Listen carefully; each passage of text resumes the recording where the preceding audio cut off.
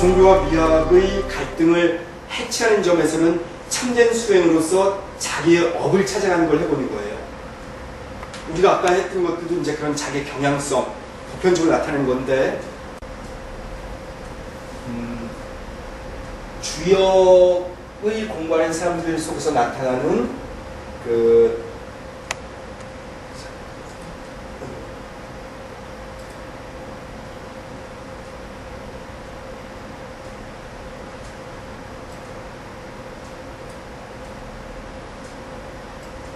이건 나중에라도 이렇게 좀 알아두면 좋을 거예요. 이쪽에 있는 거는 1.8회도예요.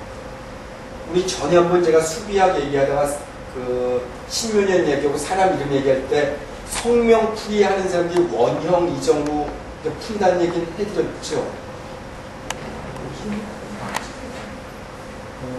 원형 이정은 우리 왜 이름 지어줄 때 쓰는 방식이기도 하고, 주역에서도 주역의 큰 근간을 4개로 봐요. 봄, 여름, 가을, 겨울정, 원형 이정.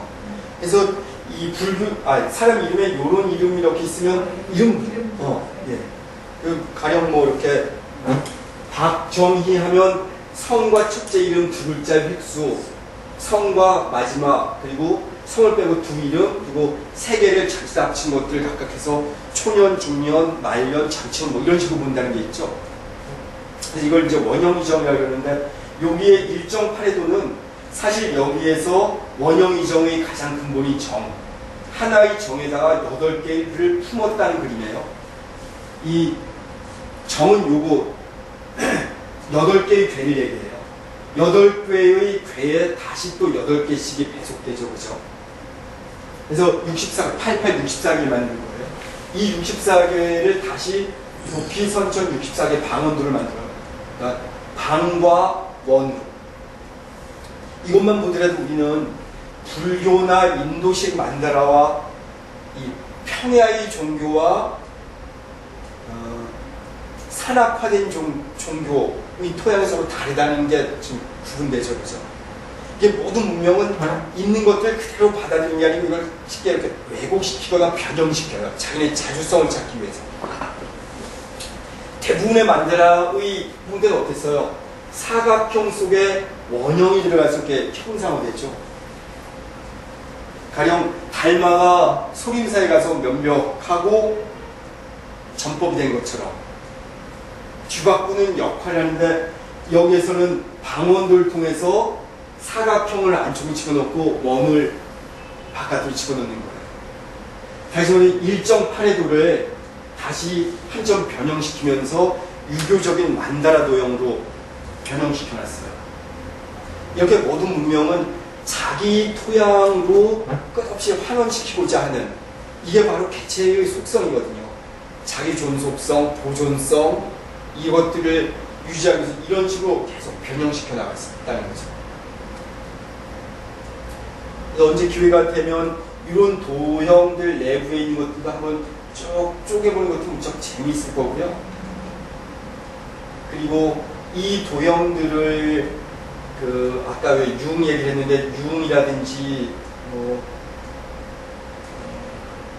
융에게 이걸 전해준 신부가 있는데, 그 신부들이 이러한 도형들을 접했을 때 속에서 어떤 충격이, 어떤 이 내면의 세계에 지진이 일어났었는지, 그리고 그들이 갖고 있는 어떤 원형의 상징들, 이 상징적 이미지들이 어떻게 깨어지고 충격을 받았는지 하는 것들이 나타나요. 그리고 융도 실제로 말년에는 자기도 오래된 집을 구해서 들어가면서 호숫가에 있는 고성이라고 그러죠.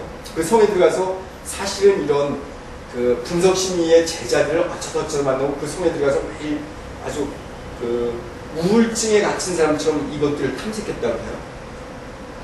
아까 왜 융의 그림 보여드린 것처럼 그런 어떤 흔적들이 이렇게 발견됐다고. 자, 우리 한 그림만 더.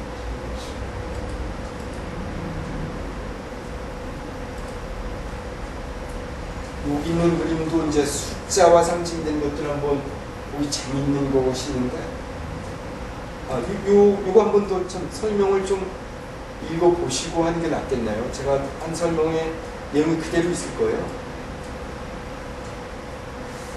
쭉 같이 나가준 거야. 그죠? 이 다섯 남자, 이생상의 구체적 관련성이 좀 또 욕망일 수도 있고, 그 남성들이 중앙에 있는 여성을 땅으로 끌어내리려고 하고 있어요. 그래서 여성을 저 넘어 푸른색 배경의 백인 남성을 향해 시각이라든지 방향성을 가지고 있다. 지상적인 사랑의 다섯. 이건 지상의 욕망이고, 태양빛의, 그리고 욕망의 우리 삶의 구체적 현실을 추구하는 이 다섯은 여성의 긴 머리, 이건 환상을 얘기한다 그러네요. 강의관 환상. 아까 저처럼 설명드리고 이것도 이제 그곳에서 핵심적인 내용만 가졌어요. 그리고 하얀색의 유령과도 같은 애인. 따르지 못하도록 잡고 있는 거죠. 그죠? 여긴 절대적 단전인데 이 여성 끝없이 여기를 갈망하고 있어요. 그것도 그렇고. 불가능한 사랑이지만 피안의 사랑을 지속하고자 하는 여성. 21살짜리 여자이는 거예요. 그녀가 애인에게 하얀 꽃을 제공하는 데 반해 이 다섯 장의 꽃잎으로 이루어진, 여기도 다섯 사람이지만 여기도 꽃잎은 5개예요. 5개의 꽃잎으로 이루어진 꽃 모양의 발자국을 남기는데 이 발자국은 6개예요. 하나, 둘, 셋, 넷, 다섯, 여섯. 이 사람의 발자국. 자, 5개의 꽃잎의 방향성 있는 것들을 보면 이 여자가 과연 현실적인 사랑을 성취할 수 있을 것인지, 아니면 이루지 못할 짝사랑 때문에 오랫동안 고통받을 것인지 하는 것들은 아주 자명해지죠. 그죠? 이럴 때 우리는 이 여인에게 얘기 줄 수 있는 것은 좀 더 당신의 삶이 이런 욕망으로 힘들다 하더라도 현실적 삶을 순응하는 것. 다시 말해서 내면의 욕망과 또는 어떤 방향성과 싸우지 않도록 평화로운 삶을 향해 나가도록 얘기해 주는 것. 수타니 파타나 덕후경의 첫 구절들이 바로 이 여자에게 중요한 그 메시지로 나올 수 있겠죠. 그죠? 몸이 지친 사람에게는 길은 멀고 잠 못 이루는 사람에게 밤은 길다. 근데 우리는 잠 못 이루는 지친 나그네처럼 이 인생의 길은 멀고도 험하다. 이럴 때 찾아질 수 있는, 우리가 추구해 나갈 수 있는 고용의 자리는 무엇이냐 하면서 어떤 수행의 길이라든지 이런 걸 얘기해 줄 수 있을 거예요. 그리고 여기에도 이제 숫자에 대한 상징도 나와요. 이 숫자 6은 1, 2, 3을 1 더하기 2 더하기 3을 해도 6이 되고 1 곱하기 2 곱하기 3을 해도 6이 된대요. 그래서 6을 완전수로 봐요. 근데 이런 그 동양의 완전수, 우리 주역에서도 하나, 둘, 셋, 넷, 다섯, 6개의 괴가 이루어져서 64개를 만들죠. 그죠? 그리고 불교에서도 60, 6번째는 지혜를 상징해요. 1, 2, 3, 4, 5는 방편을 얘기한다. 현실적인 삶이라면 6번째의 제60은 60이 분화돼서 이제 이렇게 하는 근본적 깨달음을 얘기한다 해도 60은 지혜에 대한 상징적 개념이거든요. 근데 이것들이 서양으로 와서는 어떻게 꽈배기를 해놨죠? 6은 마치 악마인 것처럼 설명을 해놨어요. 그죠? 우리 그 예전에 나온 오맨이라는 영화 보면 막 머리 깎더니 666이 나오죠. 엔젤이라고 하는 게 사실은 그 앙기라라고 하는 그 아수라가 이슬람으로 하면서 앙기라, 이것이 엔젤로 됐는데 그쪽에서는 좋은 신의 이미지가 돼 있잖아요. 서로 이렇게 계속 꽈배기라는 현상이 있거든요. 그 이면을 바라보기 시작한다면 우리는 인류의 공통적인 것들, 그리고 각 문명이 왜 이렇게 왜곡 현상을 통해서 자기 문명을 그대로 재현하려고 하는지, 다시 말해서 자기를 재생하고자 하는 힘을 갖는지, 이 추동력, 오토플라스틱 에너지가 그 근원은 무엇인지를 한번 찾아보면 재미있는 일일 거예요. 그리고 2개의 삼각형, 여기서 삼각형의 이미지를 한번 찾아보세요. 그렇죠? 숨겨진 그림처럼. 그래서 이것들이 신과 인간, 남과 여, 물과 불의 합일, 뭐 이런 것들하고도 연결돼요. 이 2개의 삼각형은 바로 전체적인 무게중심, 빛의 흐름 속에서 여기는 잘 드러나 있지는 않아요. 이제 제가 아까 간단한 설명 통해서도 숨은 그림처럼 파악이 될 거예요. 그죠? 여성의 머리 환상의 정점으로부터 이루어지는 거대한 삼각구도, 또는 여기서는 세계의 생명의 근원인 것 같은 이 여자가 추구한 자리에서 세계, 여기서는 사실 삼각형으로 드러나 있지 않지만 이것도 하나의 세 구도로 볼 수 있죠.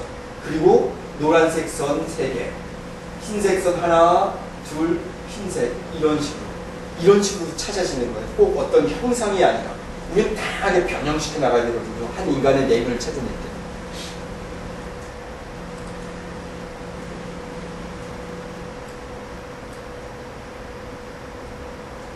여기는 그냥 쭉 같이 읽어나갈게요. 이건 35살 된 남자가 꿈을 꾼 후 자기 꿈의 형상을 적극적 명상을 발전시킨 거라고 해요.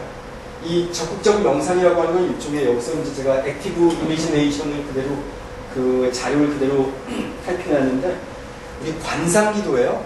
관상연구. 나무아비 가령 뭐 관세모살하면서 관세모살의 형상 뜻하라 뭐 이런 것 있잖아요. 그리고 대부분의 명상을 참선에 들어가도 엄청나게 많은 이미지들이 떠올라요. 오랜 스님들한테 물어보면. 그러면서 자기 전생을 보았다라고 얘기하기도 하고 그러거든요. 그 이미지들을 분석하는 힘이 없으면 그것들을 어떤 형상, 마치 밤 안개 속에 어떤 것들을 보고 그것을 다른 걸로 해석하는 것처럼 거기에 자기가 의미 부여를 하기 시작하거든요. 이런 어떤 것들이 있는데 그것들을 좀 더 분석해 나가는, 그리고 그 사람을 면담을 해서 찾아줘야죠. 그리고 그걸 좀 그려보게 한다든지. 그럼 좀 다를 거예요. 그래서 무의식과 의식의 공동 작업을 거쳤어요. 4대, 지수화풍. 여기는 그대로 그 히브리어에서 테라, 에어, 이그니, 아그니, 불, 아쿠아, 물. 그대로 있죠. 그죠? 4대가 각각의 여기에서 이 4대의 뿌리 잡힌 데서 한 나무가잖아요. 나무가 만나는 곳에 한 이미지의 형상이 나타나고 이미지는 여전히 밝음으로 나타나요. 다시 말해 4대의 밝음도 사실은 4대도 황금빛이죠.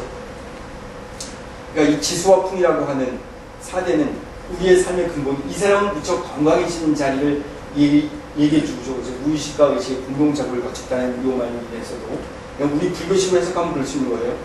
이것들을 4대로 이루어진 육신이어서 죽으면 흩어진다는 부정적인 무화를 제로를 향해 나가는 것이 아니고 근본적으로 숭고한 자리로 표현한 힘이 있는 거예요. 그리고 이것들이 만난 자리에서 바로 지혜가 상징되는 인간의 의식, 지혜가 싹트기 시작한 것으로 보았어요. 사람의 머리 형상이죠, 그죠? 존재의 빛. 그리고 이것이 바로 제5원소로 봤어요. 류배송 감독의 제5원소라는 영화 혹시 기억나시죠? 제5원소가 바로 공을 상징하는 거예요. 지수화풍 다음에 공. 이 아카시아라고 하는 이 아카식 레코드의 근원지, 참된 지혜, 우주적인 보물창고. 바로 불교의 공을 얘기한 영화죠. 제5원소가.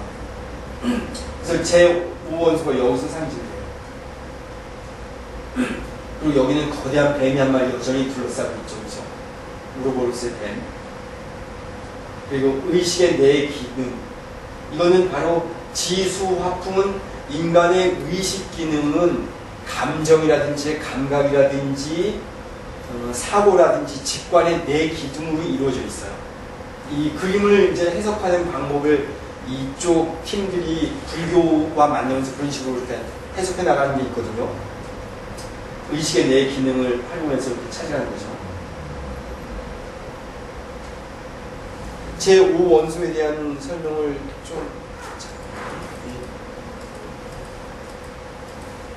여기에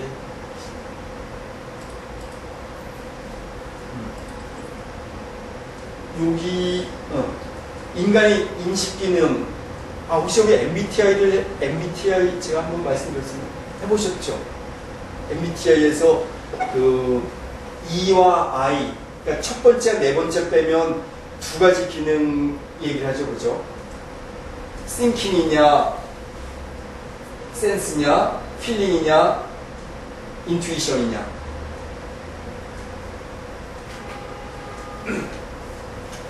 여기에서도 S는 흙의 성분이에요.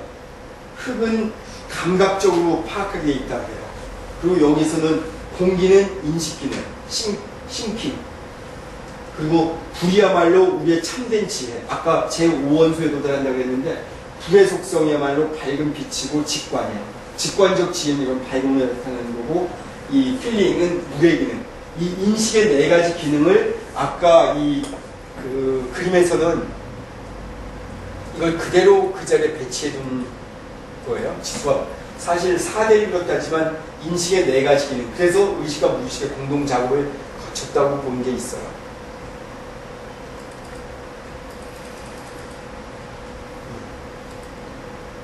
그러면서 여기에서 비로소 이 네 가지 기능을 거치면서 다시 인간의 의식은 수직으로 상승하게 되어 있다면서 SFTI를 거치고 제 5번 열로 들어갈 때 여기에 또 크게 잠깐만 크게 하면 글자가 보이려나요? 여기 다 안 되구나. 아까 제가 왜 첫 장면에서 의식의 낮과 밤 얘기했죠. 낮과 밤이 비로소 통합되는 제 5원소로 들어가요. 그리고 이 5원소는 다시 뭐 이쪽 사람 이쪽 편이에요. 우리 유식 분류에서도 의식의 상승이 이렇게 원형으로 이렇게 진행돼 나가는 거죠. 이것은 다시 S자리로 내려오게 돼 있어요. 그러면서 이것들이 다시 재통합되고, 그래서 머리와 꼬리가 합치되는 그런 형상을 계속 보여주는 게 이 불교적인 또는 모든 종교에서 나타나는 기본 현상이에요. 아까 제가 이 그림 한번 같이 봤죠, 그죠? 낮과 밤. 저기서도 보면 우리 한번 이걸 가만히 보세요. 요거는 이제 자이나교의 만다라인데, 요거에도 사실은 중앙의 수미산. 아까 우리가 처음에 나바오족 인디안들도 중앙의 푸른 물, 생명을 얘기했는데 여기는 중앙의 수미산을 상징해요. 그리고 요거는 그 남섬 부주, 이 수미산 그 우주적 그 기세관을 얘기하는 장면이 있죠. 거기서 나온 건데, 이 외형들은 각각 어떻게 배치되어 있고 이것들이 그대로 다 네 개의 간이 다 흐르죠. 강물이 하나, 둘, 셋, 네 개가 흐르고 배치가 돼 있고 어떻게 이루어져 있는 걸 보죠. 여기 있는 것들이 나중에 뭐 그냥 자기 내면의 상징, 이 도형이 보여주고자 하는 걸 본다기보다 우리가 내 내면에 비친 걸 찾아가는 게 훨씬 빠르거든요.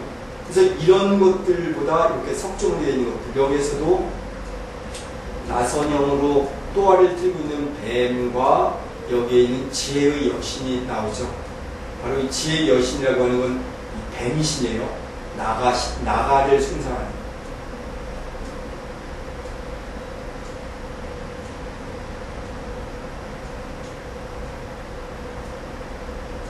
중앙의 자리, 어디를 향해 나가고 있는지, 그리고 이 뱀신이 우리에게 각각 무엇을 얘기해 줄 수 있는지, 그리고 이 신이 우리를 추동시켜서 나가는 그곳에서 우리는 과연 참된 행복이나 참된 깨달음에 도달할 수 있는지는 늘 의문이에요. 왜냐하면 지혜의 여신은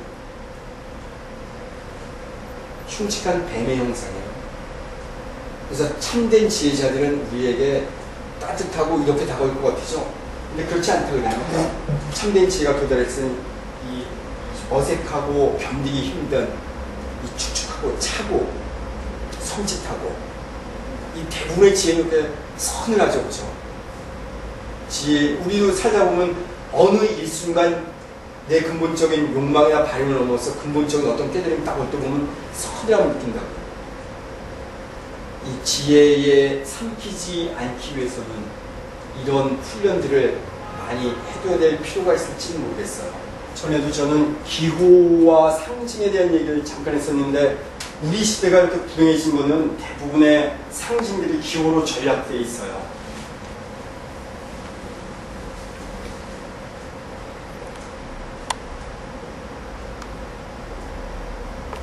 상징이 기호로 전락되면서 우리 삶은 생기를 잃었고 파편화되고 행복하지 못한 게 있거든요. 가령 우리는 신화나 어떤 경전을 읽어도 감동이 덜해지는 게 그런 차이가 있는 거예요. 신화가 그대로 살아있게 우리에게 다가오지 않기 때문에. 다시 말해서 우리의 꿈이 우리를 인도하지 못하기 때문에 이런 어떤 경전, 신화, 꿈의 세계들이 기호로 파편화되기 시작해요. 이런 파편화된 현상이 바로 미학과 종교 간의 근본 분열을 유발시킨 한 흔적들이거든요. 다시 말해서 저는 종교와 미학이 합치되려면 이런 네 개의 점에 있는 어떤 경전들, 제가 경전을 자꾸 신화라고 얘기하니까 오해가 생길지 모르겠는데 경전의 내용들을 사실 분석해보면 전에 한번 제가 그 오이디푸스 컴플렉스에 대한 얘기를 하면서 이걸 신화소라고 하는, 우리 소라고 하는 걸 붙이면 가령 그 원형정할 때도 원소 얘기하죠. 원소는 근본적으로 쪼갤 수 없는 아주 미세한 단위얘기예요, 그죠?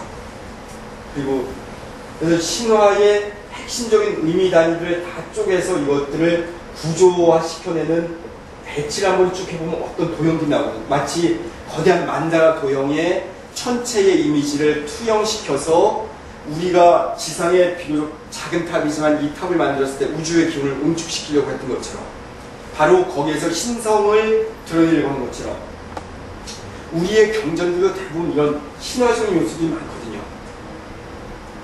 신화적인 요소가 많다는 건 우리 저기 산명 또는 육신통 이런 것들은 대부분 이런 세계를 얘기하잖아요. 경전 속에 이건 아주 유입이 많이 돼 있거든요. 이런 것들을 대격함으로 인해서 나타나는 것이 이런 갈등이고 파편화라고 느꼈던 거예요. 그리고 더 이상 종교가 우리를 근본적인 안식의 자리나 근본적인 아주 근원적인 힘을 되찾게 하지 못하는 시대가 돼 있잖아요. 이런 파편화된, 기호화되면서. 그래서 저는 이런 시간을 통해서도 종교와 미학이 온전히, 종교는 종교대로 자기 힘을 발휘하고 미학은 미학 나름대로 자기 내면의 것들을 유지하게 하려면 이런 파편화를 넘어서서 통합의 시대로 가야 된다고 보는 거예요. 바로 미학은 이런 자리에서 가능할 거라고 보았고, 가령 경전에 나와 있는 무슨 내용들이 좀 우리 시대에 얼토당토 않다 하지만 자기 내면에 있는 어떤 이미지들, 그 이미지들이 개념으로 상징화된 것들이지만 그것들이 경전과 다시 잘 부합시킬 수 있도록 충돌하지 않도록 하는 것. 다시 말해서 내면의 독특한 점, 내면의 공간, 철저한 내면의 공간에다가 신성함을 불어넣어주는 것. 이것이 바로 종교와 미학의 새로운 지평이 열린다고 저는 지금도 여전히 보고 있어요. 그래서 종교와 미학의 갈등이 새로운 융합, 원래 부제가 그렇게 새로운 융합을 향한 지평이 열리었는데 이런 점에서 바로 새로운 지평은 열릴 거라고 본 거예요. 실제 현대 산업사회가 가속화되면서 종교의 기능은 많이 축소된다고 보는 사람들이 많아요. 그죠? 이제 신앙은 그전만큼 우리 삶의 중심이 아니에요. 사원이나 성당이나 이런 것들이, 또는 목사님이나 신부님들이 더 이상 우리 삶에 올바른 지침을 준다고 믿질 않아요. 차라리 그 시간에 TV를 보거나 어떤 글을 읽는 게 훨씬 빠르다고 느낄 만큼 돼 있어요. 그럼에도 불구하고 우리는 자꾸 또 여전히 그런 종교적 기능이나 종교적 사원의 자리에 또 기울 거예요. 이런 것들이야말로 내재적인 통일이 아닌 파편적인 삶이거든요. 여기도 기웃 저기도 기웃하는 거. 우리 종교 기능인들도 마찬가지예요. 스님들도. 왜냐하면 참되가 당신 삶에 있어서 한마디로 지금 죽어도 영원히 없겠냐, 또는 지금 참된 진리를 알려준다면 죽어도 좋겠냐 할 때 내 목숨 바쳐서 죽겠다, 딘 진리를 알게 해달라고 할 수 있는 수행자들이 몇이나 되겠어요. 그죠? 벼랑에서 법화경의 사부였나요? 그래서 반 들려주니까 나머지 궁금해서 갔더니 야, 떨어지는 순간 들려주겠다면서 몸 던지는 장면 얘기 기억나시죠? 그죠?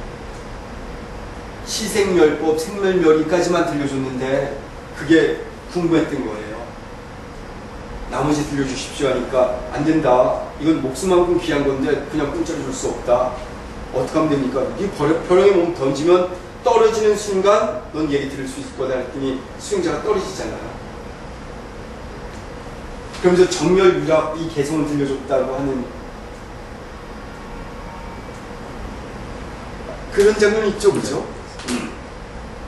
바로 이런 것들을 찾아가면 우리 삶을 좀 더 행복할 수 있을 거라는 거고, 우리 내면의 어떤 그런 이미지들, 오늘 몇 개의 도형을 검토해 보면서 우리가 과연 찾아갈 근원의 자리, 이런 미학이 종교와 충돌을 일으키지 않을 수 있는 그 자리를 다시 공간을 좀 더 파악해 나가고 할 수 있으려면 이런 이미지들이 우리에게 다시 살아서 말을 하게 해야 돼요. 그럼 우리는 이전과 다른 새로운 세상을 볼 수 있어요. 다시 말해서 신화적인 삶을 살아가는 놀라운 힘을 얻게 되는 거죠. 너만의 삶을 살아라, 이거야말로 신화적인 삶이잖아요. 그때 제가 여기 어디에서 이사 갔습니다. 이사는 여기 걸려 있었는데, 그죠? 네. 나는 절대다. 네. 이런 장면, 이런 글이야말로 당신이 봐도 부처다, 이런 말이야말로 신화를 살게 해주는 근본적 힘이거든요. 오늘은 여기까지 하고 끝내고 시간 더 다른 거 S였습니다. 뭐 궁금한 게 있으면 나중에 또 더 얘기하고, 무더운 여름 아무튼 다들 건강하시고 더 태양빛 가까이 가서 우리의 내면도 부쩍부쩍 자라고, 남들은 지쳐서 쓰러지고 목마르고 배고프겠지만 우리는 저 근원, 알 수 없는 그곳에서 오는 우리 내면에서 융합되고 있는 제 5번째 영혼, 제 5의 원소가 탄생되면 우리는 그런 새로운 힘을 살 수 있어요. 오늘 이걸로 마치겠습니다.